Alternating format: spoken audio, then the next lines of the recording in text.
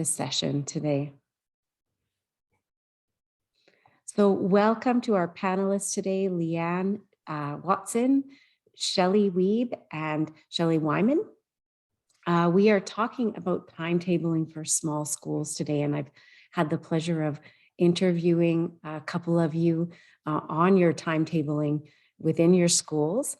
But basically today I'm going to ask 3 questions, and we'll start with Shelley Wiebe, and then we'll go to Shelley Wyman, and then Leanne. And I think, after that, it's going to be, a general conversation about what you're doing in your schools. But the first question is, can you please take a moment to tell us about your school, the grades, the number of students, number of staff, and then describe how you create time for staff collaboration in your school's master timetable? Okay, so in Outwhistle, we are a K-9 school. We have about 120 kids total. So we have a straight kindergarten. I have a 1-2 combined, a 3-4 combined, a 4-5 combined, and then our 6 to 9s, they do some homeroom stuff, and then they also do some combined time where all the kids are with the teachers, because we have about 35 kids in grades 6 to 9. We have 6 teachers on staff, 4 EAs, and 1 administrator. That's me. So in building our timetable, we took a really a look at what our needs were. So we noticed that we had a lot of needs with literacy, of course. So we kind of started with that to release our teachers. My K-2 teacher, that's 2 teachers, they meet. The 3, 4, 5 level teachers meet. And then my 6 to 9 teachers meet. And we just have done a lot of buddy, using the buddy system, where the older kids are reading with the younger kids to get some of that literacy piece going. And we've combined, I can flex one of my junior high teachers a little bit. And so I said, hey, you're a relatively new teacher. You're going to get some experience with some kindergarten and grade 1 kiddos. So he teaches gym for 1 block to release the teacher, while the other classes with in the library. And then on the other day, he'll take them the 1-2s for gym.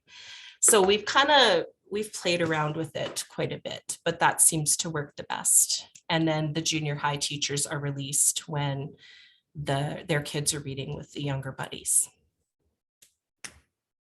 Okay, thank you. And how about Shelley? Yeah, thank you. So we are a K-7 school in Alberta Beach and Grassmere, about 135 students, give or take. We have 8 teachers, about 7 support staff altogether, and we have 1 classroom per grade. So what we've done last several years is we have our CTMs happening Friday mornings. And we do, first of all, a cycle. So every Friday morning we meet, but the focus will be different. So week 1 is on literacy, week 2 is numeracy, week 3 is social and emotional. And the 4th week, we just tried it this year, looking at programming time, so ISPs. So teachers can meet and talk about those really high need students and get some support from one another as well. So that's our focus area. And during those Friday mornings, we have a primary group and an upper elementary group that meet, along with myself and my inclusive ed facilitator. We're part of both of those groups. So the first 2 blocks, our primary teachers will meet, and the rest of the staff takes care of all the kids during school-wide centers.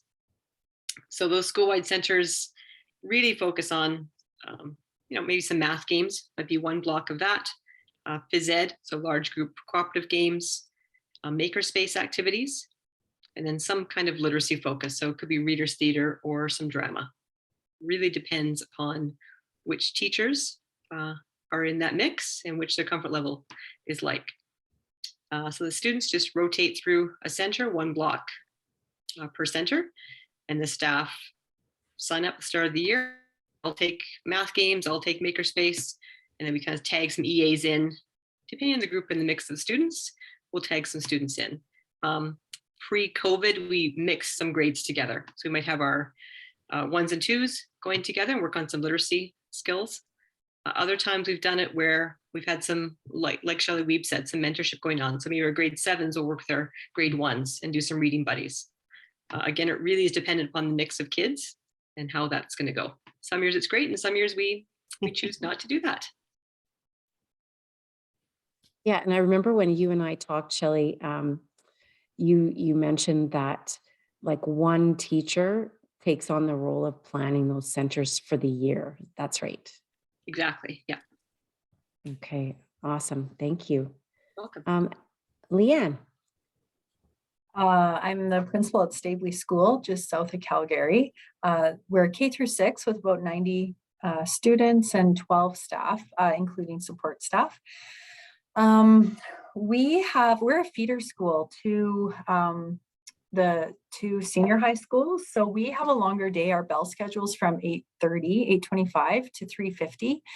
Because of that, we have a modified calendar. So we have a lot of Staveley days where some are non-operational, where there's no staff here, but a lot of them are turned into like PD days basically. And that is basically where we get a lot of our PLT time. So often as we can. We're also a Leader in Me school. So we try to plan strategically between the Leader in Me PD that we do and then our PLC time. We often do the same as what Shelley and Shelley have already talked about, where the older kids are working with the younger ones. Or the only tricky part is my gymnasium is this, they right-sized the school and they took away our big gymnasium and turned it into a small one. And so it's really difficult to have any sort of combined phys ed classes. It's just too many people in a small space, but we do as soon as it's nice, I'll take the kids and we'll go for combined phys ed classes. So I basically am pretty responsive to what we can do based on, like, if we're not cohorting, we'll put the kids together. If we are cohorting, we used our Staveley days very strategically. And then the other piece, my staff, they were willing to give up their lunch hours to work together when we were cohorted.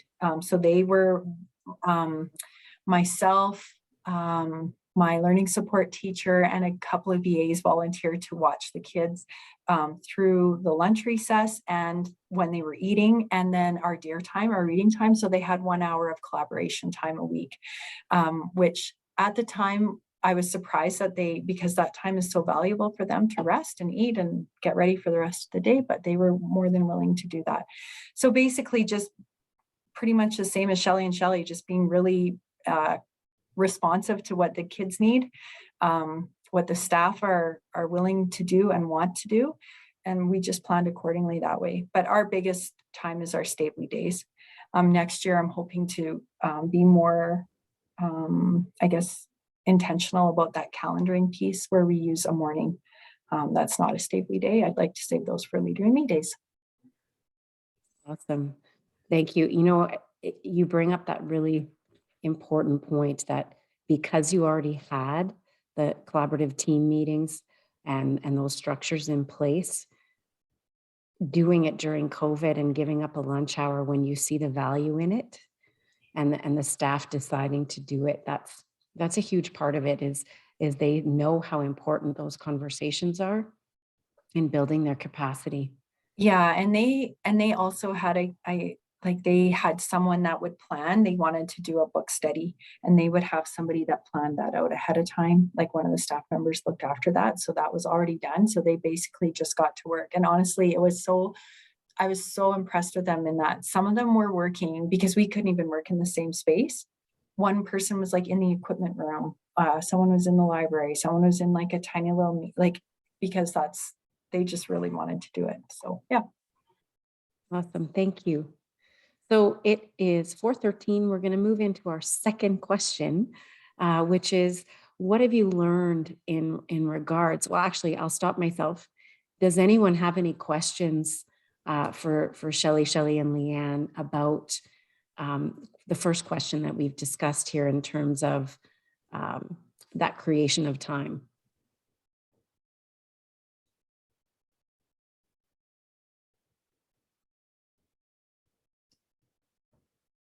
Okay, so I'm going to take that as a sign. I'm going to move to the next question. What have you learned in regards to building that master timetable that is focused on student intervention and staff collaboration? So, emphasis on the things you've learned. And, I know that things evolve and change depending on staff, depending on your student demographic. All those things can impact. So we'll start with Shelley. Weep. I think Parkland, it's collaborative response is a fairly new journey for the schools. So one thing I learned last year, I spent the year doing PD and really informing the staff of what this is, what collaborative response is. So it built up that excitement so that they were willing to try a lot of different things to build in that collab time in the calendar. Kind of like what Leanne was saying, like they were giving up lunch hours to do things in Leanne's school.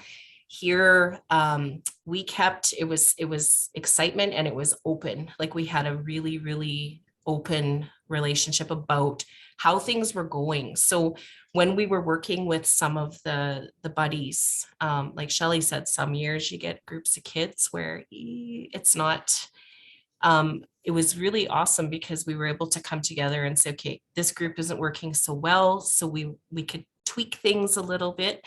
And I think keeping that openness with your staff, as opposed to just carrying on, gets rid of any resentment and they just keep doing it. Whereas if we just kept the openness and that clear communication about, okay, this really isn't working, can we try? And, because that's collaborative in itself, right? Keeping that going. And then considering the needs in your building, like focusing on the literacy piece, or, we've had a lot of social emotional stuff pop up with kindergarten. So it was a good opportunity for the teacher that was taking those kids to release to work on some social emotional programming as well during not just gym, not just letting them go out and do it a gym class. He was actually starting to do some other social emotional programming with them, which helped out the teacher as well. So it was all very purposeful. And yeah, that's been one thing I've really learned, like focusing on overall needs. That intention overall. Mm-hmm. Yeah. And we schedule, this year's been kind of crazy. There's been so many changes, and now I think till the remainder of the year, and speaking with the teachers, we're going to start using some time to dig into our new curriculum for them during the collab time, like taking a look at what's aligning, what's not, just to help prepare them a little bit. We've been really focused on kids' needs, but now I think I kind of need to take a look at teacher needs in moving forward, to get them ready for next year.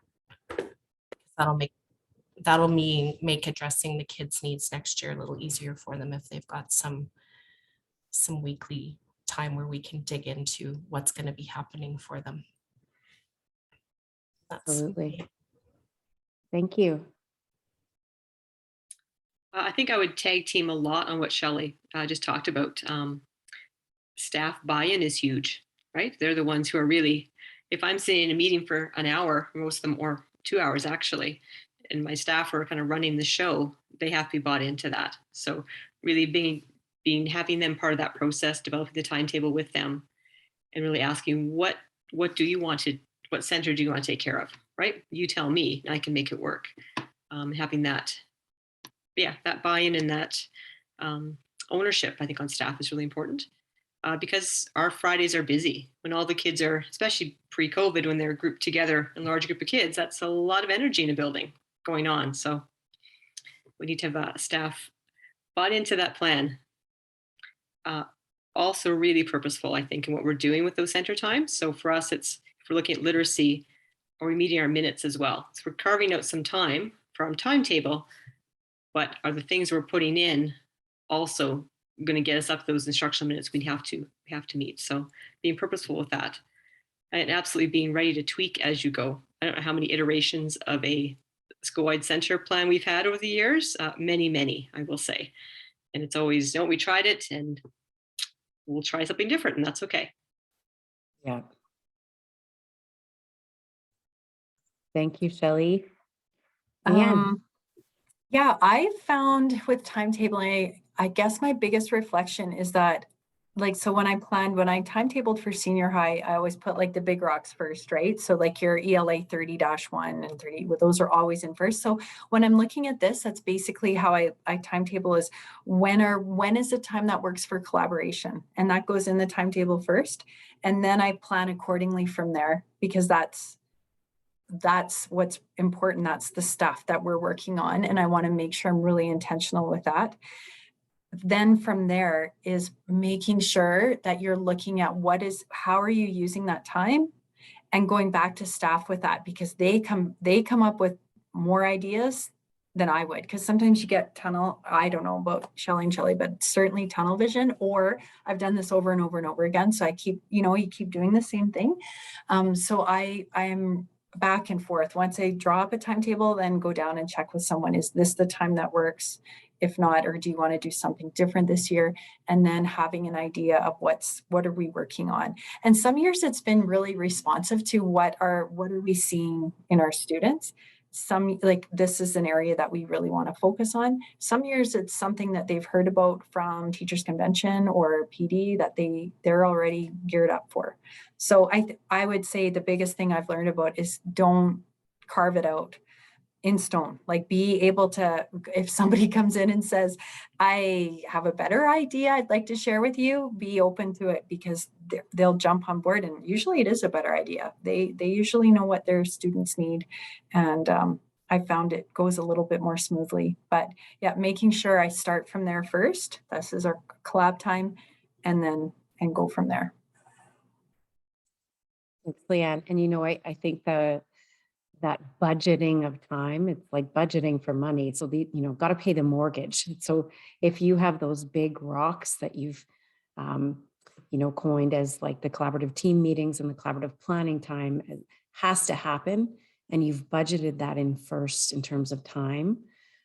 That's really important. And then building on what Shelley talked about in terms of instructional minutes, and making sure that the time the students have is also intentionally planned for. So things are being covered and intervention is being offered that's meeting the kids' needs.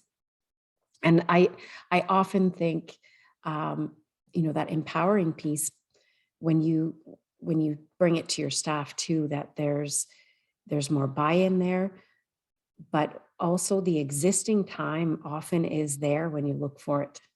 You can be creative with that time to find it, to embed it before you start doing everything else. Does anyone have any questions for our panel before we move on to our next question?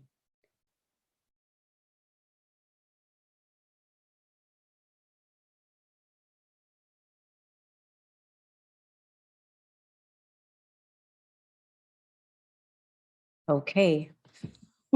I will move in. So our last question is, what advice would you give principals of smaller schools when it comes to designing a timetable that embeds time for staff collaboration? So if you were, giving the words of wisdom to the ones who are just starting out. Shelley, you're in the earliest phases. So what advice would you give? I always go back to, like you said, put that collab time in your timetable first. I remember one year, Curtis and Nolan and I were locked in a room with timetables pasted all over the walls. And the first thing we did was block that time. And I think if you block that time before you block everything else, it's in there. And you can always find that time. You might have to think outside the box, but that putting that time in first definitely makes it a priority. And it last year when my teachers and I started building our collaborative timetable, that's the first thing I did. I said, we're going to put our collab time in first. And they're like, but what about my prep? I'm like, that's second, that'll come in next to make sure you get your preps. But I said, we need to put the collab time first because it's that important. And this year, last year they had a hard time seeing it because we weren't really digging into it. This year, they are so thankful that they have that time. So putting that emphasis on it is huge, and put it in first, because you can always find a workaround. Don't be afraid to try things out of the box, no matter how crazy they sound, right? It just might work.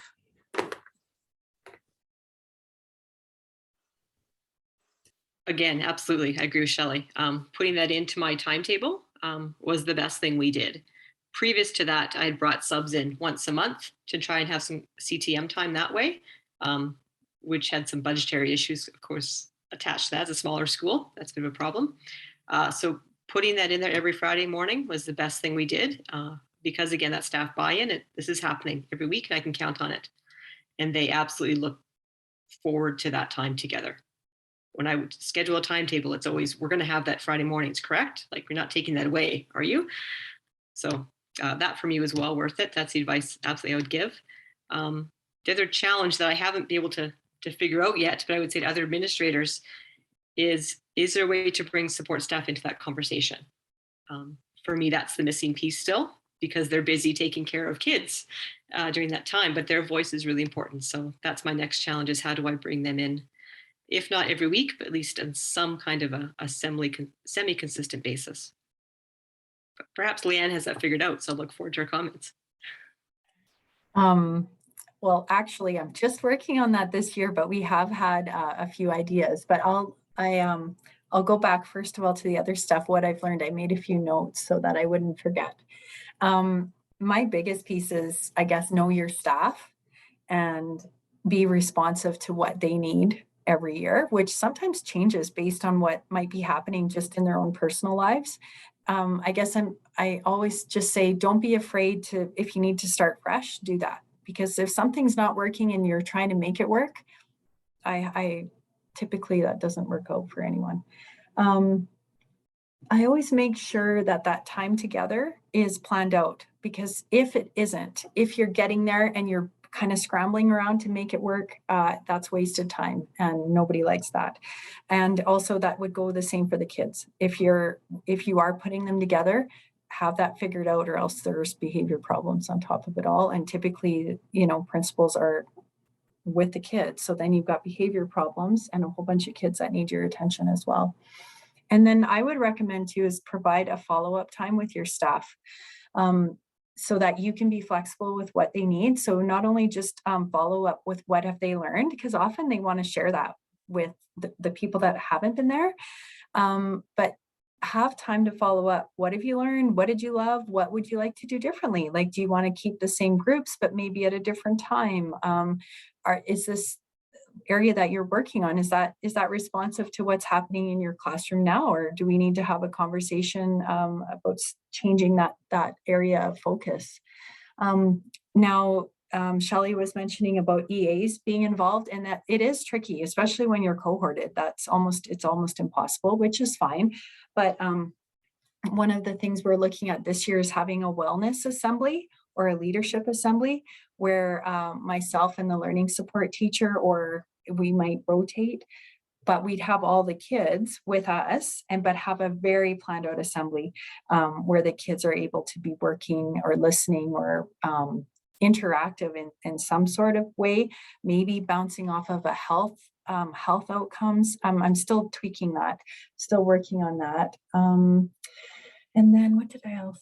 Oh, the other piece I wanted to talk about was EAPD is often very limited. And that is one of the areas I find challenging that I'm working on for next year. Is I'm really trying to focus on how can we involve EAs, but also make that that PD meaningful for them? Because sometimes I think that when it's all teacher PD, they pick up on that and sometimes check out. And so I'm trying to think of some ways that we can offer EA PD as well, or PLCs for EAs where they feel like their voice is being heard. Like, what are they saying? Well, how do they want to improve? And to give them time for that during the week as well. Thank you. Good questions. Well, thank you to all three of you. You know, when I'm thinking about in terms of the creative ways to involve EAs, I've seen some different things. You know, when you get district buy-in for collaborative response as well, I've seen districts that, you know, had existing relief time with PLCs. So early dismissals once a week, for example, Lakeland Catholic has that. So every second Wednesday, the kids are released at 2:45, and it allows them to have their EAs participate in some PD. And of course, through Jigsaw, we have the EA courses online and more courses. I just had to throw that in there. But also, you know, when EAs come to the table, I guess you invite them into sharing their expertise with the staff as well. So when they're talking about key issues, they may have some insight, you know, that allows things to move in a different way, more creatively, because they're often with the most complex kids in terms of behavior and things like that. I've also seen schools that do a weekly daily mile. So they have the admin teams and, you know, maybe one or two of the EAs that aren't involved in the sessions with collaborative team meetings that week would take the kids on a daily mile. I've seen whole schools go do it. So that's another creative way where Sorry, you're actually like a run, like a daily mile. Is that what you mean? yeah, they walk. Oh, fun. They go outside. Yeah. And, you know, if it's too cold to go outside, they walk the halls and they go into the gym and they divide things up. It works great. It's worked great during COVID to go outside when kids were cohorted, because they could still take the whole school out for walks. And I've seen that from elementary all the way up to high school as one sort of creative way to meet the needs of the curriculum and also the needs of their staff and getting their EAs involved in meetings. So I guess at this point, what I can do is I invite everyone to have an open question panel for our panelists. So if you have any questions, please maybe putting up your hand so we know who to address. But I'm not sure if anyone has any questions.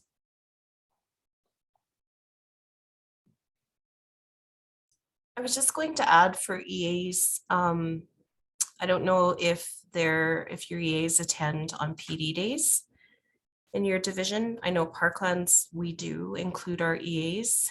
And so this year, like there's three, where I'm at, there's three of us smaller schools, and we have carved out time now during our PD day for our teachers, like all the teachers to meet. But then we've also started an EA group for all three schools, and our secretaries too. Actually, the secretaries get together so that they can talk, because they've had a lot of changes with things they're working on.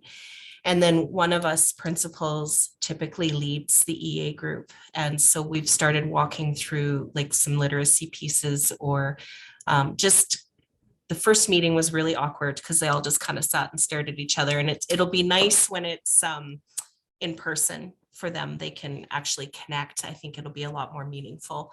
But we just kind of, last meeting, I led them through, okay, tell me about, you know, what's a challenge you're facing right now? It could be behavioral, it could be literacy support, numeracy support, like what's a challenge you are facing right now? And then they had the opportunity to kind of start talking and start chiming in. And of course, it's just like teachers, they need to build that trust with each other that I'm free to say, okay, I've been an EA for 20 years and I have no idea what to do with this kid because he's pounding my, or he's doing this, but it was a start. So it was kind of a nice way to include them. And then as the principal, I kind of pulled out, oh, I heard a couple good ideas, so then I could bring that back to our teacher CTM meetings too, right? So yeah, it was really a good use of time for them.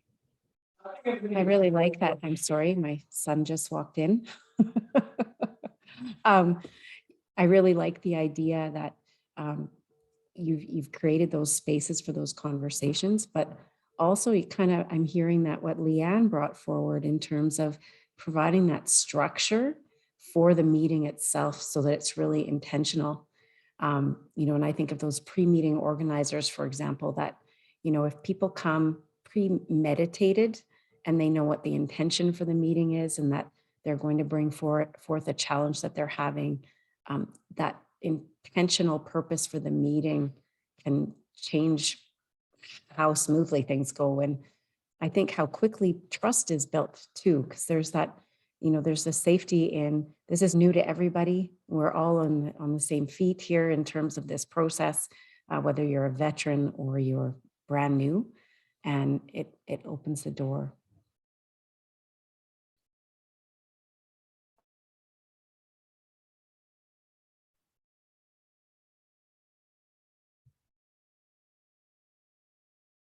So one more question I have too is in terms of that intervention time, who is delivering that intervention time when you've got those collaborative team meetings going on? Is it happening? I know in terms of Shelley Wyman, that at your school, it happens during that time, like during that center time. But Leanne, when you've got most of your meetings happening on those, I want to say those PD days, when are you doing intervention time for students in your school? My health teacher, when she's doing teaching health, is when we're pulling kids or working with them. We are super flexible to work with whatever the teacher sees that we need.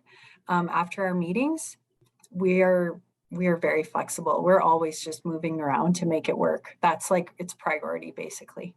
So we just work with. We never ever take kids during phys ed or work with them during phys ed time or, we're just really flexible to work with health. Health is often when we're trying to work, and sometimes music, just depends how the schedule falls out. But yeah. So in terms of intervention, yeah, it's run by yourself, your admin team and your learning support teachers. Mm-hmm. Okay, awesome. And what about you, Shelley W? We've been, I'll be all flat out honest, with early years intervention work from the government. That's been a difficult piece for us this year to do a school-wide intervention, because I'm doing most of the early years intervention work or coordinating with another teacher. My junior high teachers have both agreed block 3 every day is intervention time in their room. So they get the kids, they do their lessons, they get going, they get the kids working, and then they're working in small groups with kids that need more support. And they try to stick to that block 3. They try to commit to a block 3 every day. And our 3, 4, 5 teachers, it's been a little tricky because I've been pulling some of the grade 3 kids out to do literacy, and then someone else is pulling kids to do numeracy as per the intervention. But that's something we want to try to look at next year, is making a more set block in the timetable for it and who's going to do that work. It's just been very challenging this year with all those other moving pieces, right? And everybody is, when you have a staff of 6, 7 teachers, like everybody's wearing so many hats, and it was a tough piece to work in this year. Yeah, and even navigating teacher absenteeism, very, very difficult to plan and navigate that as well. So hopefully, going into next year, we've got a fairly normal schedule, I hope. But I do know that, the social emotional side of learning for kids, like there's gaps that we're seeing that are huge in literacy and numeracy, but also in those executive functioning skills and social emotional relationship skills. So, that need for that intervention piece is growing, I think. So I did want to address that. Our kindergarten, I don't know about you guys, but our kindergartners are wow. Like just the needs. They have no idea how to interact or engage with play. Like I've never had so many kids throwing sand in each other's eyes to get a toy. Like that's how we started the year because they've been in lockdown for 2 years and in some pretty critical socialization periods. So that's where during when my junior high guy takes them to release the teachers for their CRM time, him and I've been working together on doing some of that social emotional learning with them. He takes them out, they play games, they do the turn taking, the asking, and he's been using some programming to kind of help him develop that with the kids, just that extra little blast. So I guess it's kind of intervention-y, but it's more, I wouldn't say that. I'd say it's more targeted instruction to what they need, right? And it's helping. It is helping, but it's also May, so it should be helping by now. Yep. And it's interesting to see that developmental process is still, it's going to flex and adjust. We can't rush it. Readiness is a factor, but with socialization, those are skills that need to develop and they don't skip a bunch of steps. So the impact is interesting for sure. So are there any final words or questions from our panelists?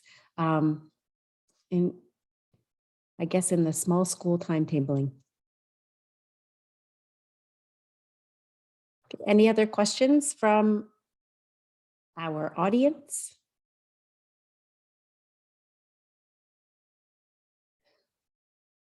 They're very quiet. I hope we have. They are. Okay, we have a question from Christine. Do administrators attend all, some, or none of the CTMs? I don't attend. I'm usually with the kids, but I do follow up.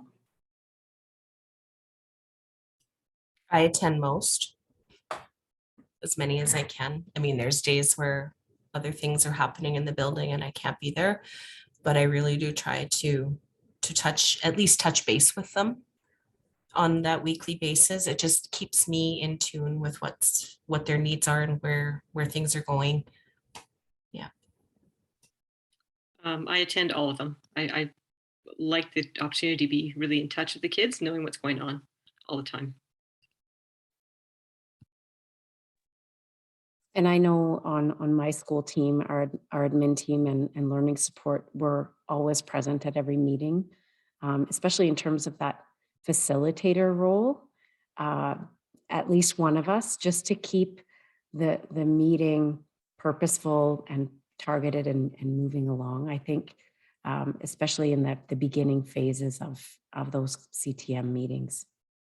Sorry, I was thinking PLCs, not CTMs. CTMs I'm there for, yes. Oh, okay. So yeah, for sure. The PLCs, typically, you don't have an administrator there all of the time, that the teacher groups are on their own. So yes.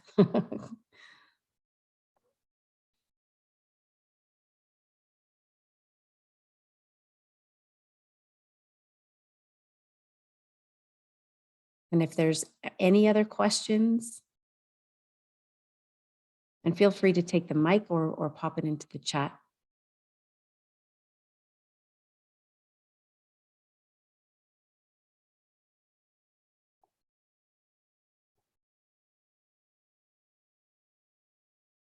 Zoom wait time.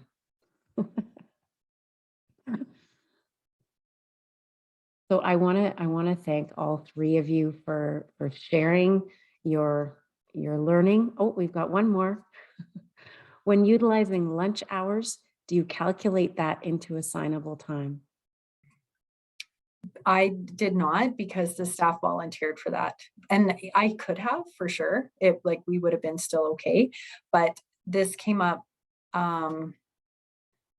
it would have come up like halfway through that first COVID year or somewhere in there. But they chose to do that. Because I have to be really careful with assignable time because our days are so long. So I do keep a really close eye on that. Had it come up, I would have had to shift gears somehow or been willing to give them days. But good question.